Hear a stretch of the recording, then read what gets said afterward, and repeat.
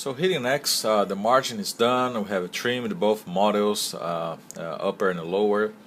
Now it's time to insert or define the insertion axis by rotating the preparation. So you're going to left click and hold the prep, and it's like doing removable partial denture that you have to adjust the path of insertion, or if you're doing a bridge, you want to make sure that there is a proper path of insertion by the time you're doing the prep or the preps.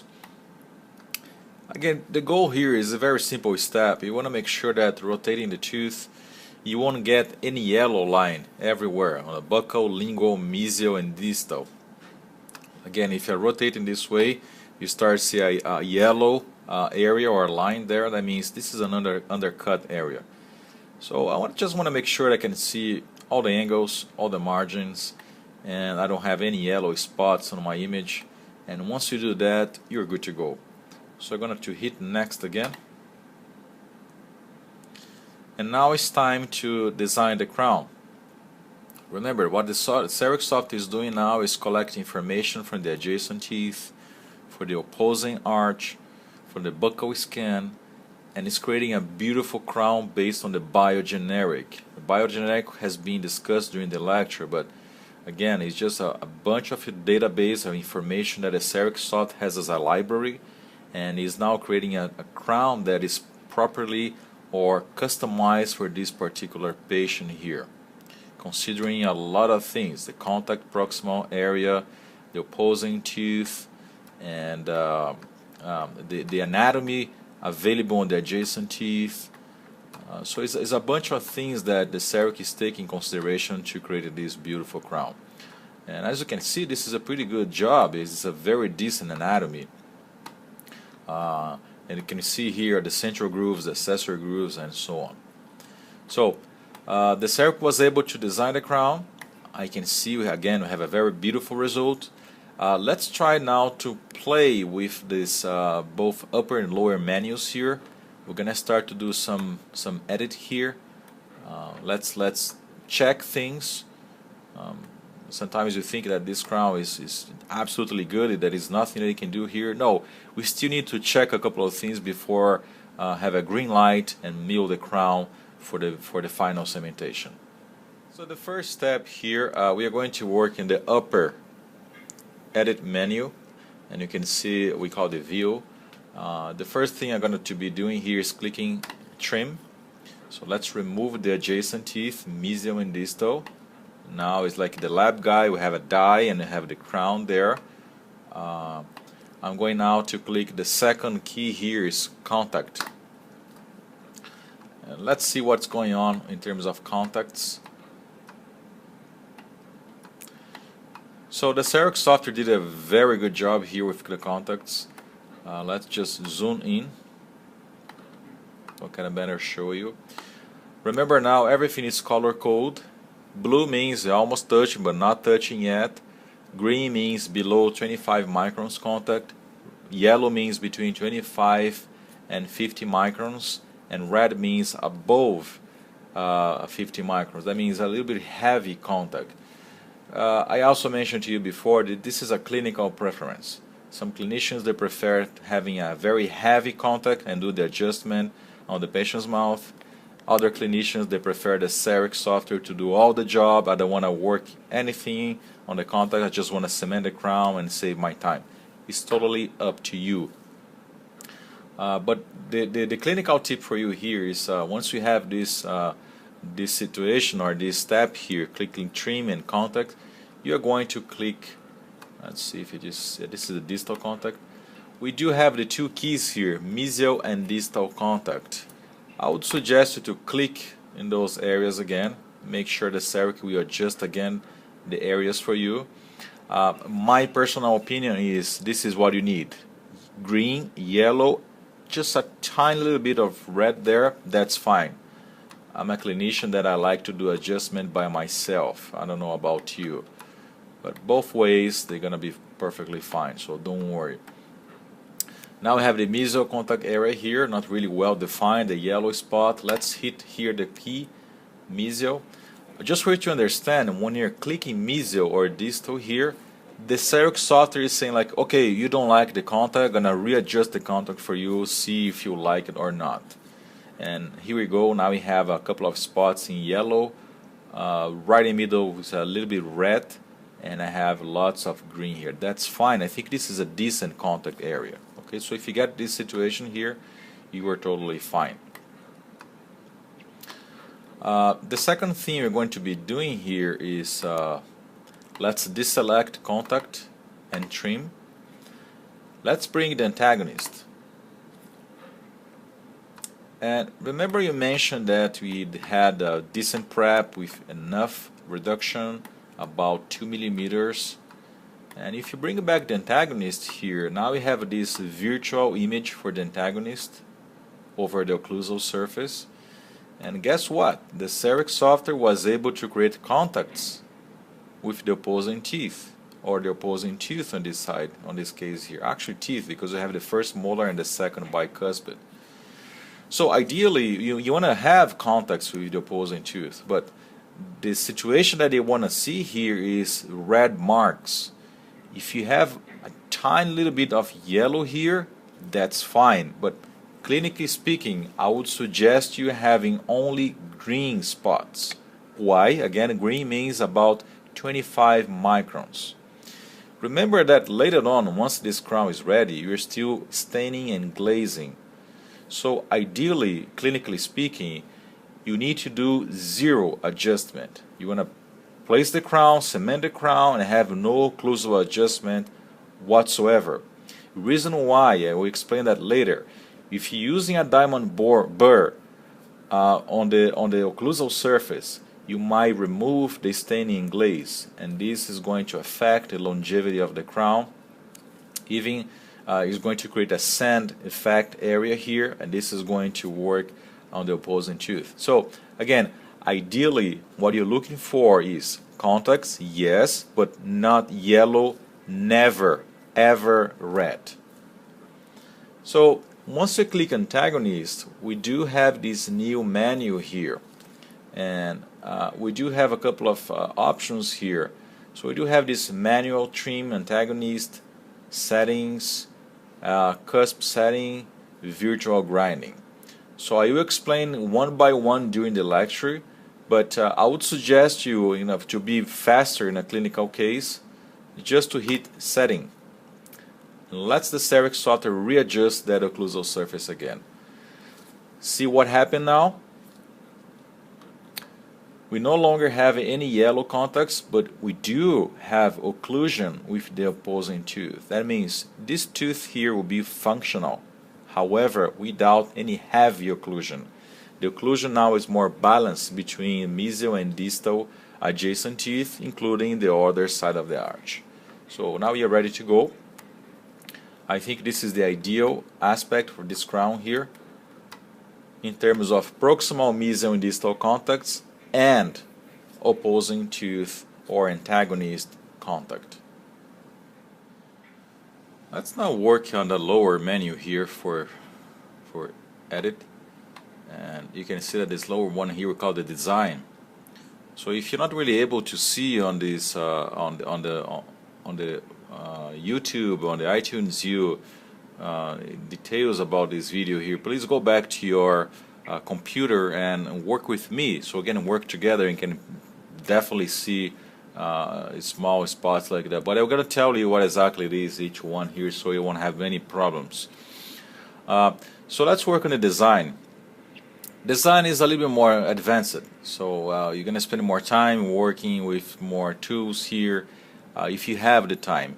Ideally, Xerox should be a faster procedure, that you don't really have too much time to play with tools here. That's why the software is trying to do the best it can to provide a very good restoration without any adjustment. So we're just gonna pretty much adjust the contacts, the antagonist, and that's it. Mill the crown, cement, and dismiss the patient. However, we can have other tools there that are gonna start discussing with you from now on. And if you can please play with me, open your computer and start working with those tools. This will be really helpful in case you need to use those tools in any particular clinical case that you might want to do a special adjustment. So On the design window here, the first key I want you to press is the edit. And what happened here now is you can see that the crown pretty much disappear, and we do have now a ghost. Let's just zoom in. We do have now a ghost image.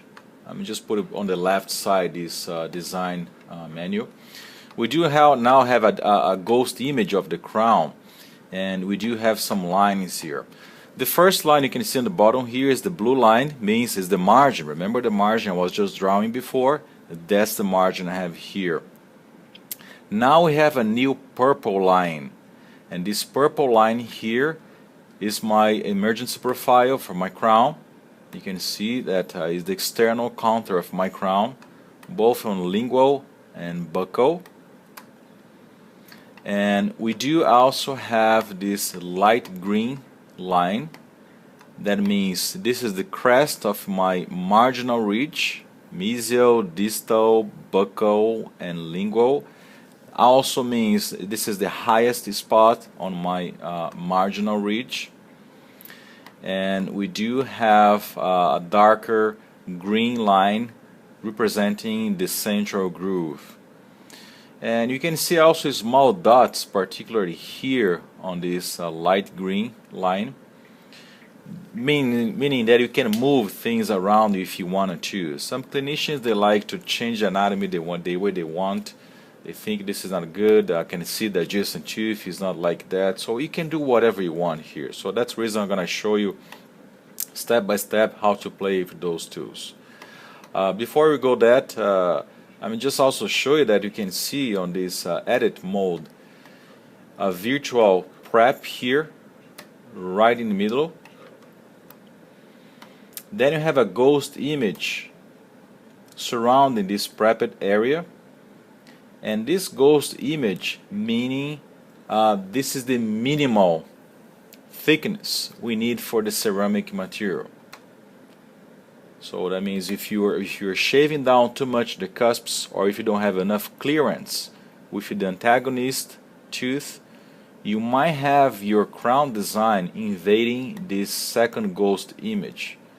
And if for some reason you're invading this ghost image, you might have a blue line or a blue area on your design, meaning, hey, you are going too deep here. This is the minimal clearance we need for this crown. Remember that minimal clearance for a ceramic crown or for a full ceramic crown is about 1 millimeter. If you have less than 1 millimeter, there is a huge chance of fracture of this restoration. Here we are pretty much okay. We do have enough clearance everywhere, mesial, distal, buccal, lingual, and the reason why I can see that we have this 1 millimeter everywhere. Okay, this is the first key, the edit.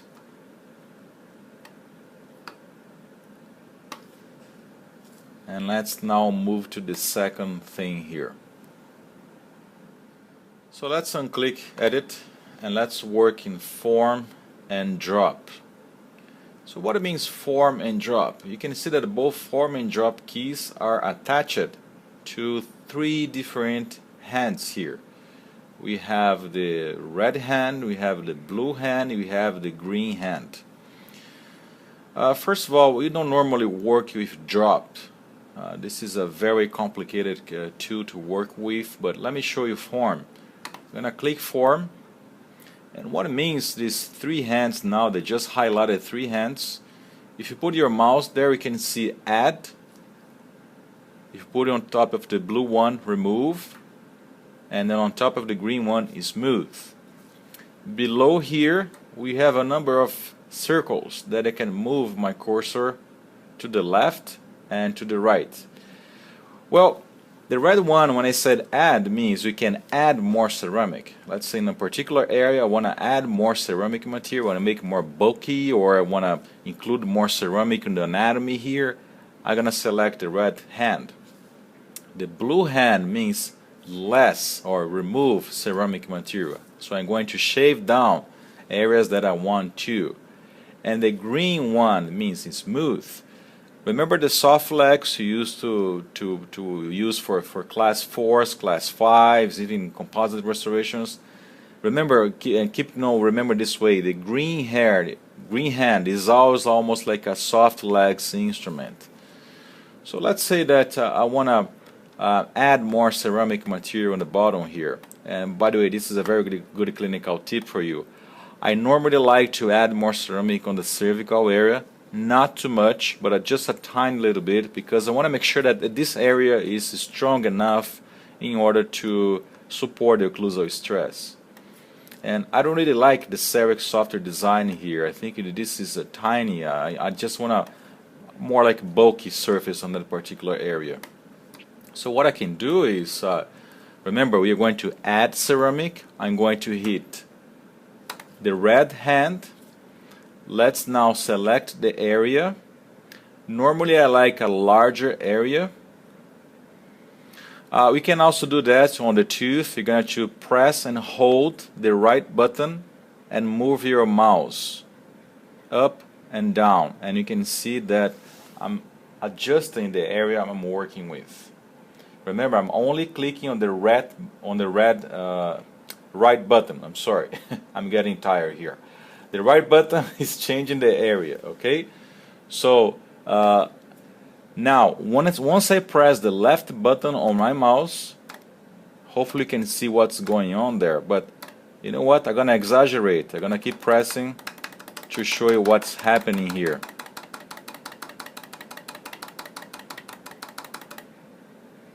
And guess what? I have now a huge belly on my crown. Of course, this is just a demonstration. I want to do, I can also trim here to a better visualization. I don't want to do that, but you see what is going on here? I was just adding ceramic on that particular area. Well, remember, the red hand is supposed to add ceramic. The blue one, we are going to do what? That's correct, we are going to remove ceramic. So I'm going to keep pressing the left button, and here we go. Let's remove that belly. Almost done.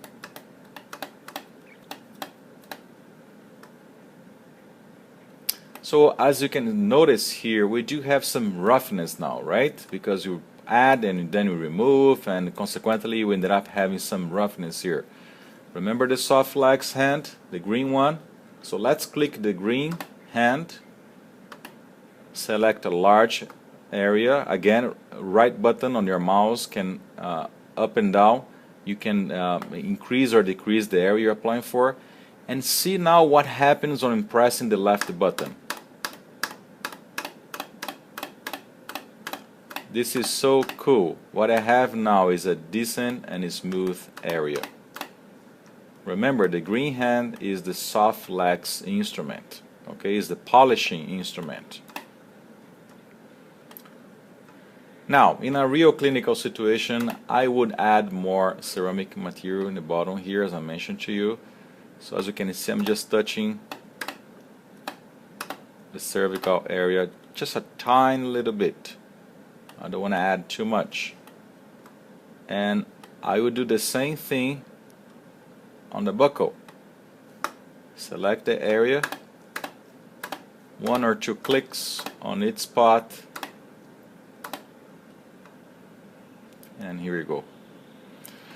Do I have to use the green hand here? I don't think so. I think this is a pretty good job. You can rotate the tooth, the proposal here, and you can see that you don't have any roughness. So you're good to go. Now, let's quickly go back to contacts. I'm gonna hit contact again. Oops, for some reason I ended up having a very heavy occlusion here now. I think because by mistake I ended up clicking with the red hand on this mesial contact. But anyways, let's say that I want to fix the contact on the mesial and distal again, and I still have a red dot there. Remember, some clinicians, they prefer just to put the crown cement and there we go, dismiss the patients. Other clinicians, they prefer to adjust themselves the contacts. So how do I remove this particular spot, or how do I increase the contact on my patient's mouth? Same thing, we're going to click in form. Remember, red hand, you're going to add more ceramic. I'm going to click left hand on the red hand, select the area. Remember now you're working the contact area. I want to decrease the area I'm working with. Right button, select the smallest place. And you see now what's going on? I'm just adding ceramic. And the Ceramic software is telling me, hey, you are putting too much here. This is a heavy contact. It's up to you. You can also use the green hand and smooth things out, but honestly I would prefer just click the blue hand, and I would definitely remove that excess of ceramic material. Here we go. Remember, again, for context, I would suggest you to click on that menu. So this is the distal contact. I like just a tiny little bit of redness in a particular spot. There we go. This is the way I like. But again, it is up to you. If you prefer more light contact, that's fine. The same thing here on the distal, on the mesial, sorry. And it's the same principle for the occlusal. If you go to the occlusal surface now, you're still talking about this form, about those hands to add or remove ceramic material. If you think this contact with the opposing tooth is too heavy, what are you supposed to do? You are right. You are going to click the blue hand. Let's say I think this contact here is just too much. Red button, press and hold. Remember, you can increase or decrease the area. I'm going to decrease the maximum as I can and have a minimum area to work with. One single left click. Two actually. There we go. Now I have a decent small contact compared to the other tooth. If I keep pressing, I remove that contact. I don't want to do that, and I'll suggest you do not do that. So let's just add more ceramic here. Just a tiny little bit. There we go. Remember, if you keep clicking the left on adding, what is going to happen? Heavy contact. You don't want to do that.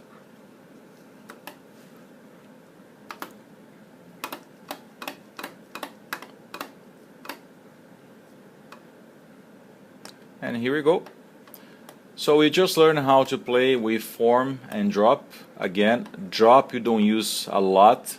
Form is normally the one that is going to be really helpful for you.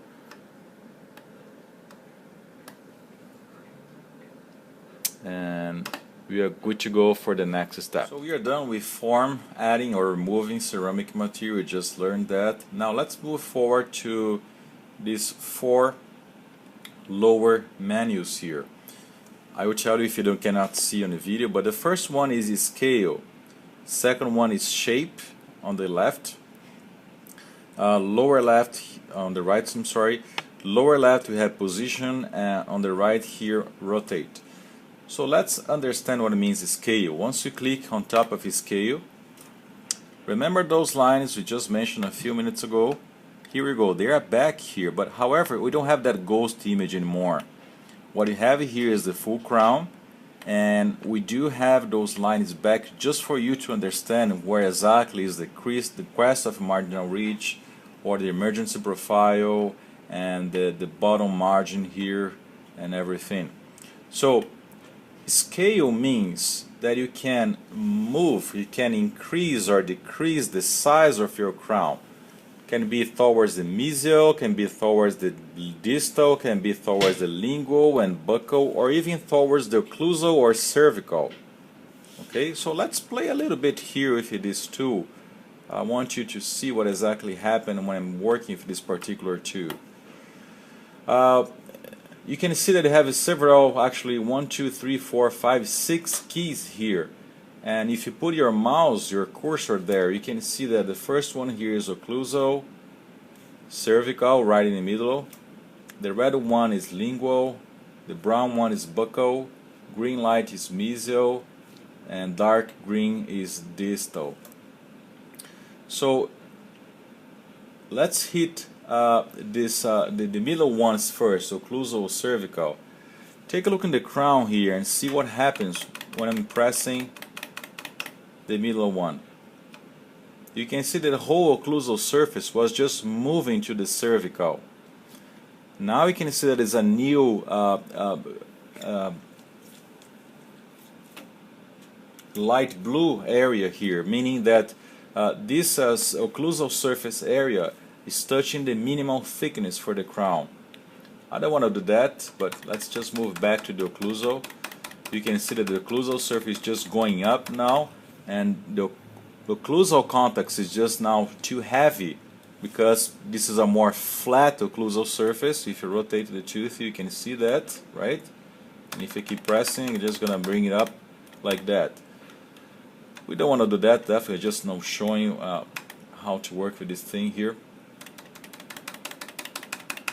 Anyways, this is just an interesting tool that you can use to sometimes adjust occlusion or move the anatomy a little bit. And the other thing is, every time I have this situation here, I can click in different areas and I'm going to highlight different aspects of the tooth. For instance, clicking here in this first dot, I have the mesial buccal surface area. Then you have the middle cusp here. I have another dot, I click there and I have now highlighting the middle buccal cusps, and I have another distal dot here. Now we have the distal buccal area highlighted. The same thing on the lingual. If I hit here that dot, I have the mesial lingual cusp and the distal lingual cusp. Or if I hit it right in the middle here, the central groove, I have the occlusal surface highlighted. Now every time you select one particular area or the whole area here, again you're still working the scale. This scale menu can adjust the anatomy the way you want. You know what? I don't really like this lingual distal cusp here. I think it's too lingually. What I can try to do is just move this cusp more towards the buccal, or means I'm going to shave down that cusp. How do we do that? Highlight that area, go back to our scale menu here, and again let's move that cusp more towards the buccal. Do you see what's going on there? So the whole cusp is now moving towards the buccal.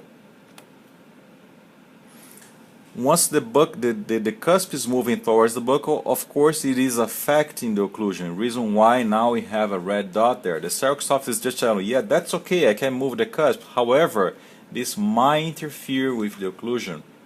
Let's do the same thing here on the mesial lingual cusp. I want to move that cusp more towards the buccal. I've said that means you can do whatever you want here with the CEREC software. You can customize the anatomy you want based on the adjacent tooth or the adjacent teeth. But remember, the biogeneric thing is a very good tool. You don't really have to do that unless you really need, because this is a different clinical case and you think that you have to adjust better that occlusion. I think honestly I really prefer moving that cusp towards the buccal a little bit.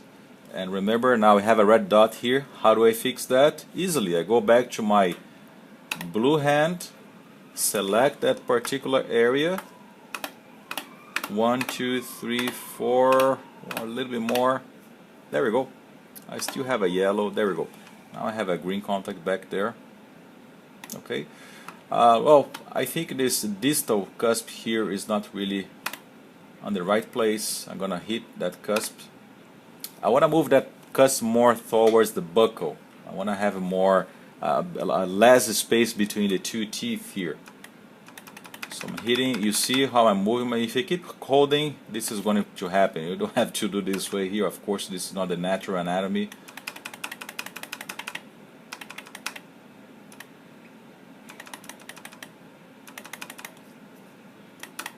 Of course, moving the cusp, I'm losing a contact right there. I don't want to do that. Again, let's go back to the red hand. I'm going to select this particular area. There we go. I have my contact back right there.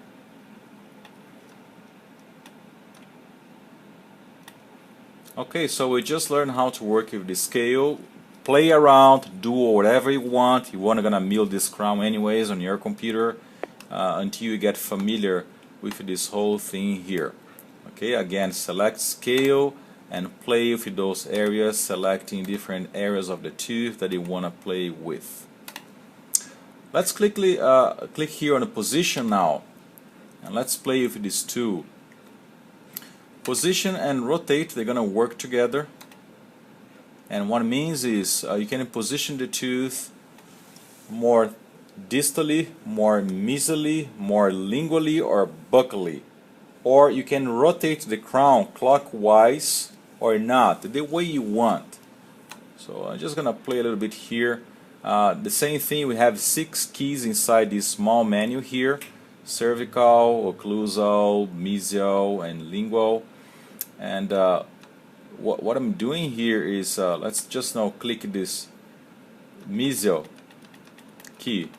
Do you see what's going on? So the whole crown now is moving towards the mesial. Of course, this is affecting the occlusion. I'm just pretending I'm just playing with the software here. Let's click now on the distal, move the crown back towards the distal. Of course, doing that you're going to change the contact area, so be careful not destroying the contact area. You don't want to do that.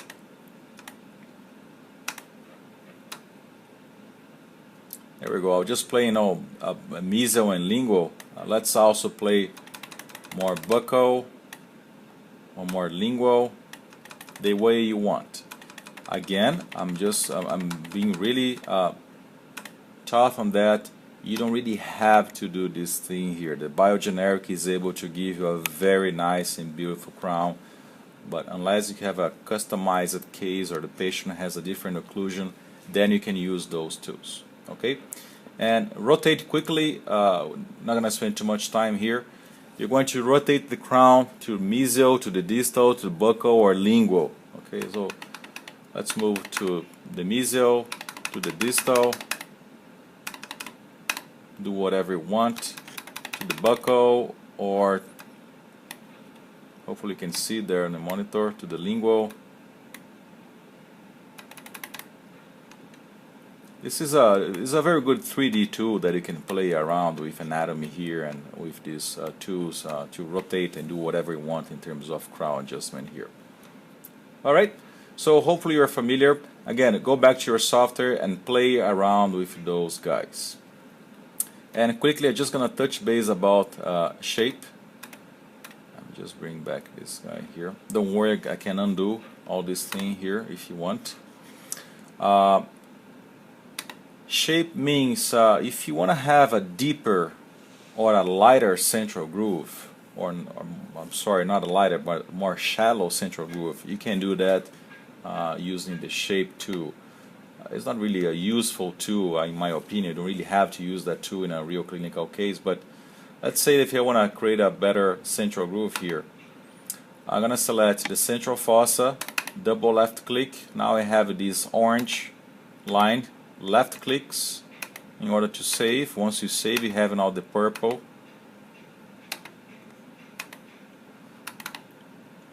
line, and double click. Now I have this purple line here.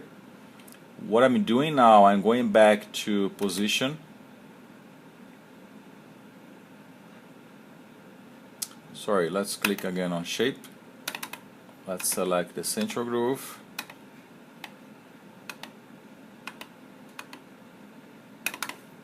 Double click again. Now everything is saved. We have this purple line, and now we have this larger or smaller buttons, and you can see that clicking smaller, what is happening now is you're just making the central groove deeper. However, be careful, because now we have this light blue area, means you are interfering with the thickness of the ceramic. So I don't want to do that, just bring it up more there. Okay.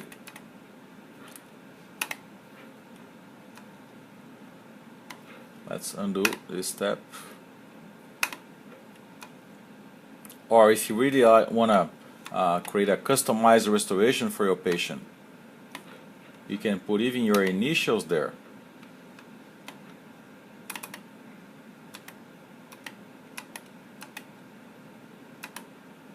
There we go. This is a Dr. Roberto restoration, right?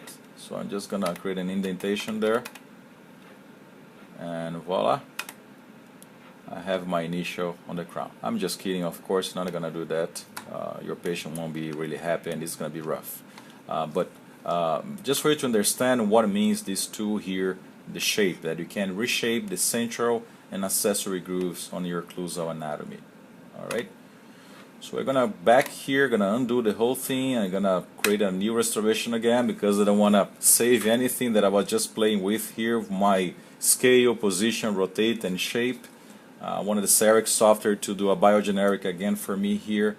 And once this is done, I'm gonna quickly fix the mesial and distal proximal contacts, adjacent opposing tooth contacts, and we're gonna be ready to mill the crown.